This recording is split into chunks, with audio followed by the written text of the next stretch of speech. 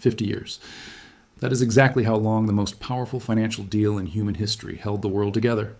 And then, in June 2024, quietly, without a single press conference, without a speech, without even a headline in most of the world's biggest newspapers, it ended. And nobody told you. Right now, deep in the northwest desert of Saudi Arabia, thousands of workers are building something the world has never seen before. 2 mirrored glass walls, each one standing 500 meters tall, taller than the Empire State Building, stretching not for a block, not for a mile, but for 170 kilometers across one of the most hostile landscapes on Earth. Inside those walls, they plan to fit 9 million people. Schools, hospitals, beaches, ski slopes, all of it powered by clean energy, all of it run by artificial intelligence, all of it with 0 cars, 0 roads, 0 traffic. They call it the line. And Crown Prince Mohammed bin Salman says it will cost up to $5 trillion to build. But here's the part that changes everything for you. Even if you have never visited Saudi Arabia, even if you have never cared about the Middle East, even if you think this is someone else's story, this mega project and everything behind it is quietly pulling apart the financial system that your salary, your savings, your mortgage, and your grocery bill all depend on. The system that has kept the United States at the top of the global economic order since 1944. The system built on one simple, brutal truth, that the whole world needs American dollars to survive. That system is cracking. And Saudi Arabia is holding the hammer. To understand exactly how, you need to go back. Not to the desert, not to the line. You need to go back to 1971, to a moment of pure panic inside the White House. By 1971, the United States was bleeding. The Vietnam War had cost hundreds of billions of dollars. The government was spending money it did not have, printing dollars faster than it should. And under the rules of the global financial system established after World War II, the Bretton Woods system, every dollar in the world was supposed to be backed by gold. Countries holding American dollars could walk up to the window and exchange them for real gold from Fort Knox. But America no longer had enough gold to honor those promises. France, sensing the weakness, had already started exchanging its dollars for gold. Other countries were watching. The system was days from collapse. On August 15, 1971, President Richard Nixon went on television and ended it. He severed the dollar's link to gold completely. Just like that, the dollar became paper backed by nothing but faith. And faith, as any economist will tell you, is a very fragile foundation for the world's reserve currency.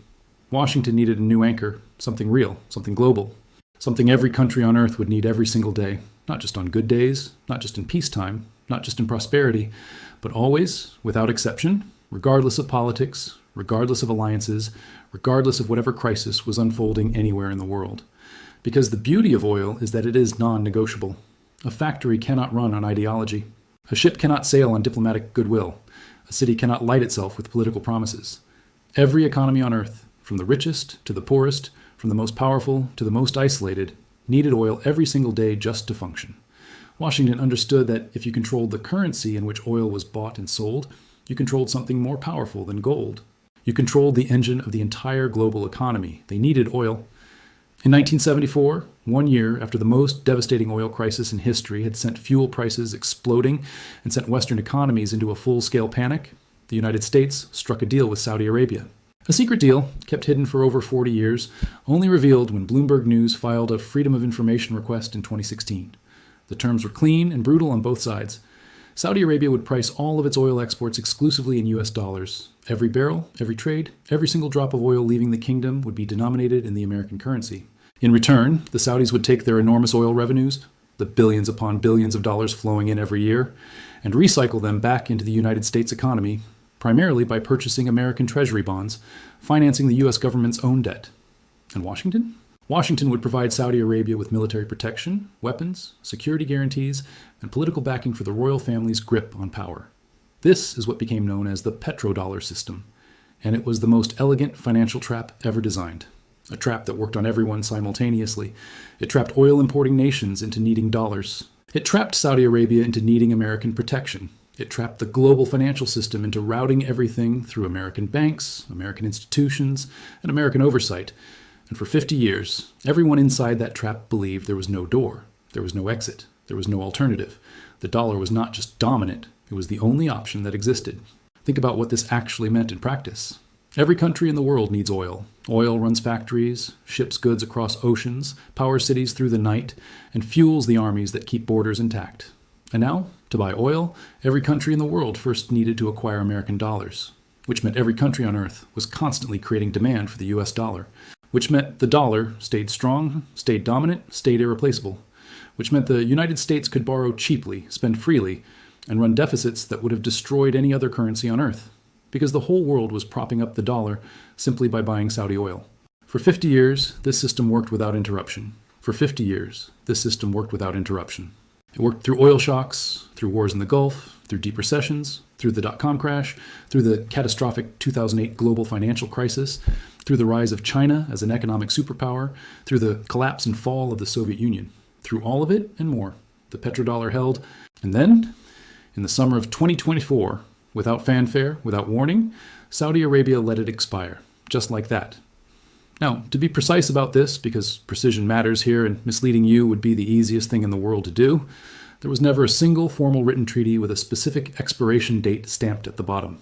What expired was the U.S.-Saudi Joint Commission on Economic Cooperation, established on June 8, 1974, and not renewed when it reached its 50-year limit on June 9, 2024. The actual oil for dollars arrangement was always informal, never fully codified in a single public document. Experts from institutions like the Atlantic Council and PolitiFact have been quick to point this out. The petrodollar system, they insist, has not collapsed overnight. They are right, but they are also missing something enormous, because what matters is not whether a specific piece of paper expired.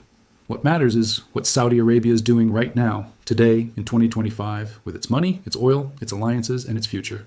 And when you look at all of that together, when you see the line and the BRICS engagement and the digital currency deals and the pivot to China, you see something that goes far beyond the expiration of a single commission.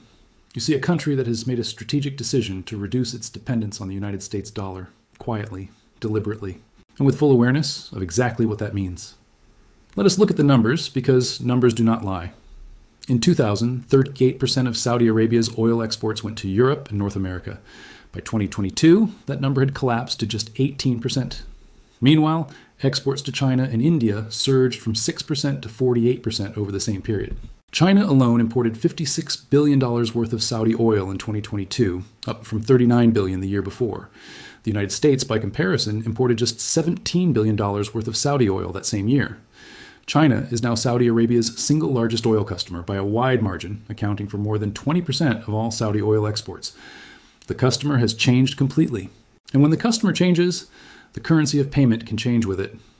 As of September 2024, Saudi Arabia still held around $143.9 billion in U.S. Treasury bonds, actually up 26. $8 billion year on year, a sign that Riyadh has not yet made any dramatic exit from dollar assets. That is the honest picture. The kingdom is not running away from the dollar today, but it is building the infrastructure to have the option to do so tomorrow. And that is what makes this story so significant and so dangerous. It worked through oil shocks, through wars in the Gulf, through deep recessions, through the dot-com crash, through the catastrophic 2008 global financial crisis, through the rise of China as an economic superpower, through the collapse and fall of the Soviet Union, through all of it and more. The petrodollar held, and then, in the summer of 2024, without fanfare, without warning, Saudi Arabia let it expire, just like that. Now, to be precise about this, because precision matters here and misleading you would be the easiest thing in the world to do, there was never a single formal written treaty with a specific expiration date stamped at the bottom. What expired was the U.S.-Saudi Joint Commission on Economic Cooperation, established on June 8, 1974, and not renewed when it reached its 50-year limit on June 9, 2024. The actual oil for dollars arrangement was always informal, never fully codified in a single public document. Experts from institutions like the Atlantic Council and PolitiFact have been quick to point this out. The petrodollar system, they insist, has not collapsed overnight. They are right. But they are also missing something enormous, because what matters is not whether a specific piece of paper expired. What matters is what Saudi Arabia is doing right now, today, in 2025, with its money, its oil, its alliances, and its future. And when you look at all of that together, when you see the line and the BRICS engagement and the digital currency deals and the pivot to China, you see something that goes far beyond the expiration of a single commission. You see a country that has made a strategic decision to reduce its dependence on the United States dollar, quietly, deliberately, and with full awareness of exactly what that means. Let us look at the numbers, because numbers do not lie. In 2000, 38% of Saudi Arabia's oil exports went to Europe and North America. By 2022, that number had collapsed to just 18%. Meanwhile, exports to China and India surged from 6% to 48% over the same period. China alone imported $56 billion worth of Saudi oil in 2022, up from $39 billion the year before. The United States, by comparison, imported just $17 billion worth of Saudi oil that same year. China is now Saudi Arabia's single largest oil customer by a wide margin, accounting for more than 20% of all Saudi oil exports. The customer has changed completely, and when the customer changes, the currency of payment can change with it. As of September 2024, Saudi Arabia still held around $143, $9 billion in U.S. Treasury bonds, actually up 26, $8 billion year on year, a sign that Riyadh has not yet made any dramatic exit from dollar assets. That is the honest picture. The kingdom is not running away from the dollar today, but it is building the infrastructure to have the option to do so tomorrow. And that is what makes this story so significant and so dangerous. In June 2024, the same month that Joint Commission expired, Saudi Arabia's central bank quietly joined a project that most people in the Western world have never heard of. They call it Project mBridge, and it may be the most consequential financial technology initiative on the planet right now. mBridge is a cross-border payment system built on distributed ledger technology, essentially a blockchain, developed by the Bank for International Settlements, together with the central banks of China, Hong Kong, Thailand, and the United Arab Emirates. What it allows is instant cross-border payments between participating nations, settled in their own digital currencies, completely bypassing the SWIFT network, the messaging system that currently controls nearly all international money transfers, and through which the United States can enforce its most powerful financial sanctions. When Saudi Arabia joined mBridge in 2024, it became possible, at least in theory, for Saudi oil to be sold to China and paid for in digital yuan, with the transactions settled through mBridge, recorded on a blockchain, and completed without a single American dollar ever changing hands, without a single American bank ever getting involved, without a single American government body having any visibility into the transaction at all. That is not a minor technical upgrade. That is a bypass surgery on the dollar's nervous system. And the most alarming part is not the technology itself. The most alarming part is that Saudi Arabia made this move in the same month the Joint Commission expired, and almost no major Western outlet covered both stories together. They happened in parallel, weeks apart, and the connection between them, the expiring petrodollar framework and the joining of a dollar bypass payment network, was barely discussed in the mainstream financial press. That silence is itself revealing. The world's financial establishment does not want to acknowledge how fast the ground is shifting, because acknowledging it would require confronting questions that have no comfortable answers. What replaces dollar dominance if it erodes? What happens to U.S. borrowing costs, to American living standards, to global financial stability, if the reserve currency loses even 10 more percentage points of its global share? Nobody has a clean answer. And so the conversation mostly does not happen. But the transactions do, every day. China's cross-border interbank payment system, known as CIPS, is expanding rapidly alongside mBridge. As of January 2025, CIPS already links 4,800 banks across 185 countries. It is still smaller than SWIFT, but its growth rate is accelerating every quarter. The plumbing for a non-dollar oil trade is being quietly installed, pipe by pipe, under the world's financial floor. Most people will not notice it until the day it is already done. Now, layer on top of that, Saudi Arabia's relationship with BRICS. In 2023, at the BRICS summit in Johannesburg, Saudi Arabia was formally invited to join the bloc alongside Egypt, Ethiopia, Iran, and the United Arab Emirates. BRICS now represents nearly half the world's population and, measured by purchasing power parity, over 40% of global GDP, larger than the entire G7 combined. Saudi Arabia has not yet formalized its full membership, but it is engaged, it is present, and it is aligned. At the 2024 BRICS summit in Kazan, Russia, Putin appeared on stage holding what was described as a prototype of a possible BRICS banknote. The symbolism was theatrical, but the direction was unmistakable. These economies are actively building alternatives to the dollar system. And Saudi Arabia, however cautiously, is standing in that room. This shift in alliances would have been completely unthinkable a decade ago. The Iran-Saudi rapprochement, brokered by Beijing in March 2023 after 7 years of completely severed diplomatic ties between two bitter regional enemies, tells you everything about how dramatically Saudi geopolitics has moved. Saudi Arabia reached out to its oldest regional rival, and it did so through China, not through Washington. That is not a footnote in a long story. That is the story. That is a tectonic shift in the ground beneath the dollar's feet. And into this landscape of shifting alliances and new financial plumbing comes NEOM, the Megaproject to end all megaprojects. NEOM covers 26,500 square kilometers of Saudi Arabia's northwest, a landmass more than 30 times the size of Singapore. Within it sits The Line, that 170-kilometer glass city. But The Line is just one of 4 major components. There's also Oxagon, a floating industrial city built on the Red Sea. There is Sindala, a luxury yacht island. There is Trojena, a mountain ski resort set to host the 2029 Asian Winter Games. The total projected cost of NEOM has been estimated at up to $5 trillion, possibly the most expensive single construction program in human history. The connection to the dollar is not obvious at first glance. It becomes clear when you understand what NEOM is actually designed to replace. Saudi Arabia's entire economy, its entire government budget, its entire geopolitical power has rested for decades on one single thing: oil. In 2022, oil revenues accounted for roughly 70% of Saudi government income. When oil prices are high, Riyadh is flush with cash. When oil prices fall, the kingdom runs deficits and borrows to survive. This has been the cycle for 50 years. And Crown Prince Mohammed bin Salman, who effectively controls the country, understands that this cycle cannot last. The global energy transition is real. Demand for oil will eventually plateau and then decline. Electric vehicles are spreading faster than almost any technology in history. Renewable energy is getting cheaper every single year. Saudi Arabia is sitting on the world's largest proven oil reserves. But those reserves may become significantly less valuable over the next 30 years than they were over the last 30. NEOM is the answer to that problem, or at least it was supposed to be. The plan was to build an entirely new economy from scratch: tourism, technology, entertainment, real estate, finance. All of it funded by Saudi oil revenues today, generating non-oil GDP for Saudi Arabia's next generation. Vision 2030, the broader economic transformation program of which NEOM is the centerpiece, aims to reduce oil's share of government revenue from 70% to below 30% by the end of the decade. But here is where the story takes a dramatic turn. NEOM is in serious trouble. In April 2024, Bloomberg reported that the planned length of the line had been slashed from 170 kilometers to just 4 kilometers. The population target was cut from 9 million residents to fewer than 300,000 by 2030.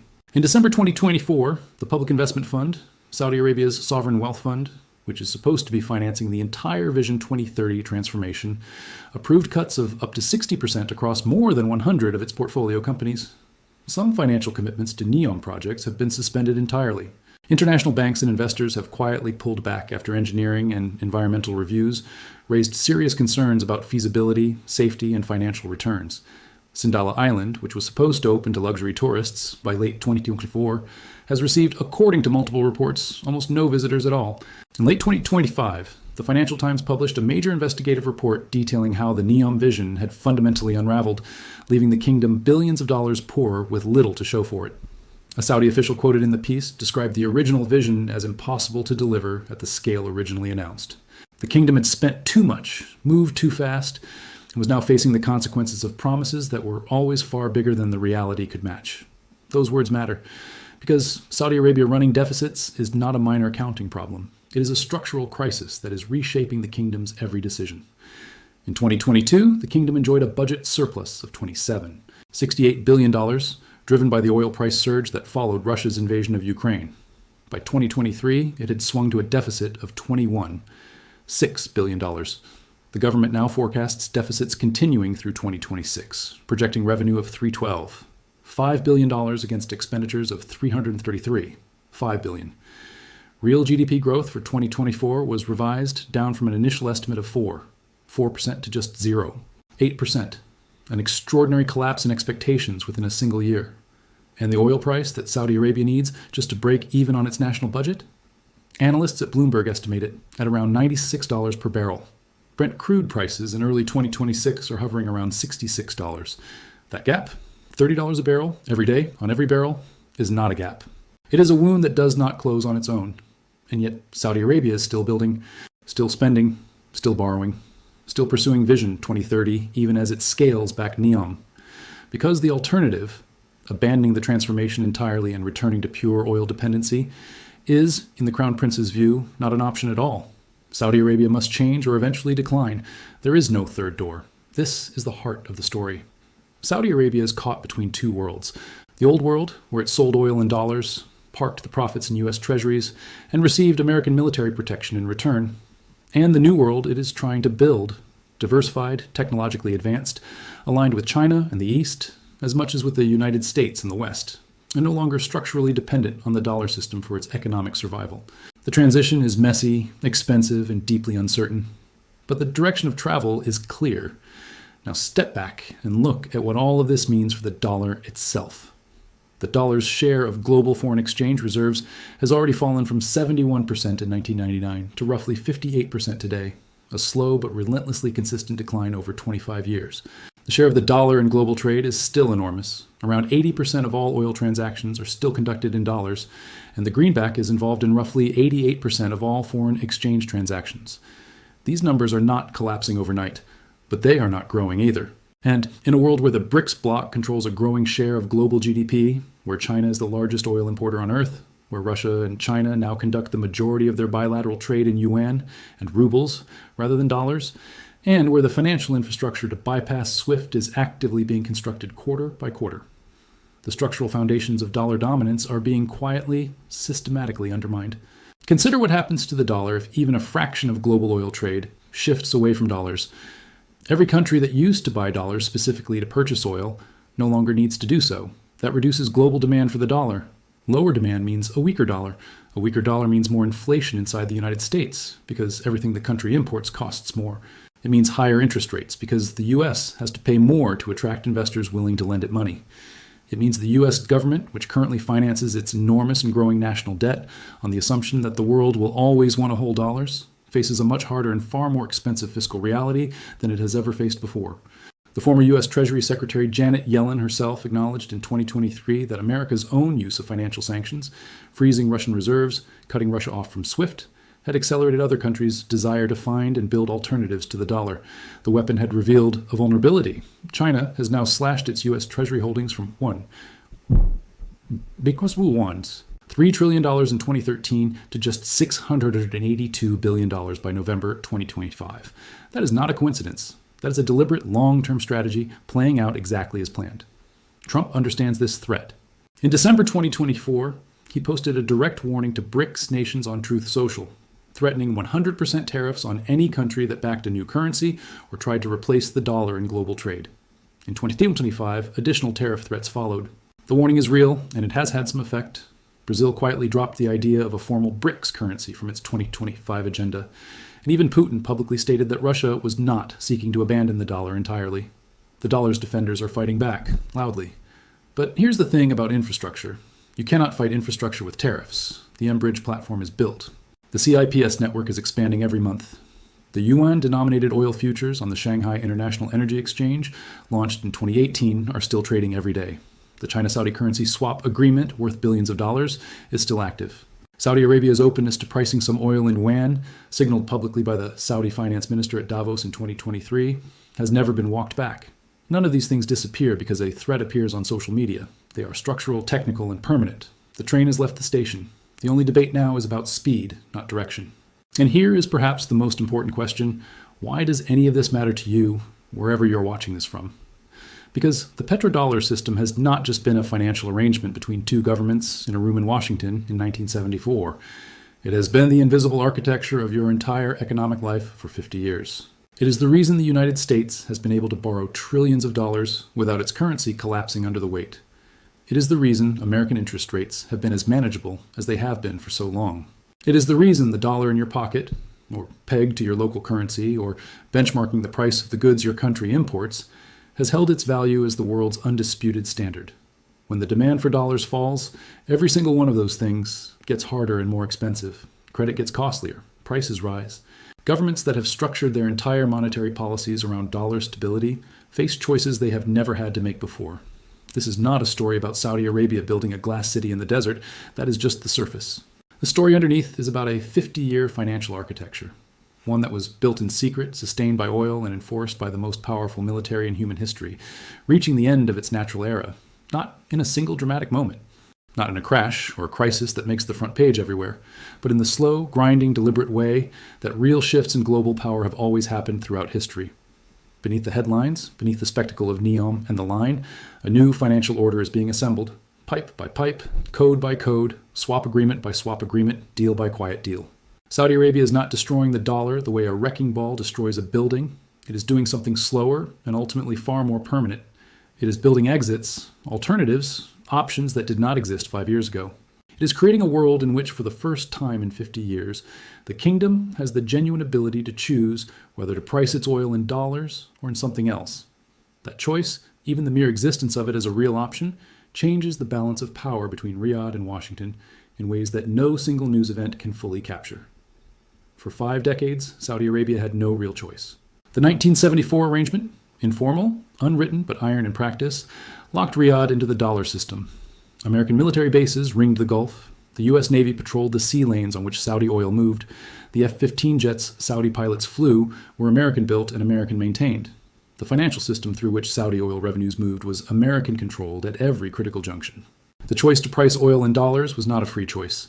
It was the only choice available to a kingdom that needed American protection to survive. Today, that reality is changing in ways that were unimaginable even 10 years ago. Saudi Arabia holds $143 billion in U.S. treasuries, yes, but it also holds significant stakes in Chinese technology companies through the Public Investment Fund. It is aligned with BRICS. It is part of BRICS. It has a currency swap agreement with China.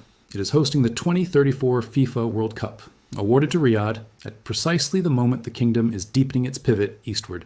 It has become the world's largest arms importer, buying weapons not only from the United States, but increasingly diversifying its defense supply chain across multiple continents. The leverage that Washington once held over Riyadh is not gone, but it is smaller than it was, and it is shrinking every year. The irony is striking. The very megaproject that was supposed to free Saudi Arabia from its dependence on oil, NEOM, the line, Vision 2030, is now accelerating the kingdom's financial pressure and pushing it to find new revenue streams, new trading partners, and new payment systems that operate outside the old dollar order. The bigger the budget deficit grows, the more urgent Saudi Arabia's need to diversify away from dollar dependency becomes. The more the kingdom borrows on international capital markets, the more it needs trading relationships that cannot be switched off by an American sanctions order. NEOM's troubles are not just a story about construction delays and ambitions outrunning engineering reality. They are a window directly into the financial desperation driving Saudi Arabia's entire strategic realignment. And the yuan is waiting. It has been waiting patiently for years, and patience in geopolitics is the most underrated weapon of all. Think about what it means when the world's largest oil customer and the world's largest oil supplier begin settling even a portion of their trades in a currency other than the dollar. Every yuan that flows from Beijing to Riyadh in exchange for a barrel of oil is a yuan that does not need to first be converted from dollars. Every transaction that passes through BRICS instead of SWIFT is a transaction that Washington cannot monitor, cannot freeze, cannot sanction, and cannot use as leverage. Every barrel of Saudi oil that is priced even partially in yuan creates a precedent. Precedents, once established in global finance, have a way of becoming permanent very quickly. The entire petrodollar system itself began as a single deal between two countries. It only took a few years for every OPEC nation to follow Saudi Arabia's lead and price their oil in dollars too. The same logic applies in reverse. When the largest oil exporter gives the world's largest oil importer the option to pay in yuan, others will watch. Others will ask for the same option. The system changes not through a single dramatic announcement, but through the quiet accumulation of individual deals that each seem small on their own and transformative only when you step back and look at all of them together. China does not need the petroleum to happen tomorrow. Beijing has never been in a hurry about anything that matters. For decades, China has played a patient, structural, generational game, building trade relationships across Africa, Asia, and the Middle East through the Belt and Road Initiative, constructing financial alternatives through CIPS and BRICS, brokering diplomatic deals like the Saudi-Iran normalization, accumulating gold at a pace that has made China the world's largest official gold buyer for 2 consecutive years. None of these moves happened by accident. All of them are pieces of a much larger puzzle being assembled slowly, carefully, and with extraordinary patience across decades of careful preparation. The petroleum accounts for a small fraction of global oil trade today, but the infrastructure is being laid right now, and once infrastructure is fully laid, it tends to get used, always. Look at what the yuan is already doing in the real world. Russia and China now conduct most of their bilateral trade in yuan and rubles. The dollar has been almost completely removed from one of the world's largest bilateral trading relationships in history. Brazil and China have moved away from the dollar in significant portions of their mutual trade.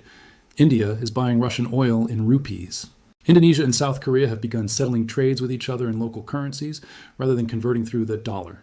Even France, a NATO ally, a G7 founding member, a pillar of the entire Western economic order, conducted a yuan-denominated liquefied natural gas transaction with China in 2023.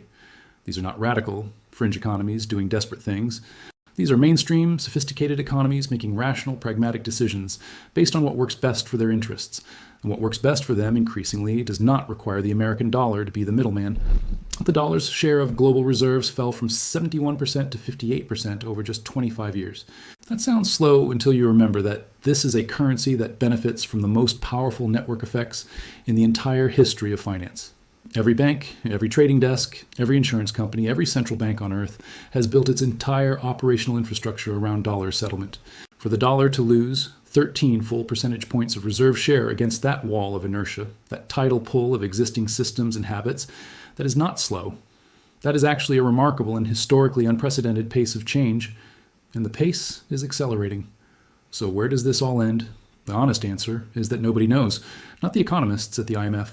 Not the analysts at Goldman Sachs or JP Morgan, not the policymakers in Washington or Beijing or Riyadh.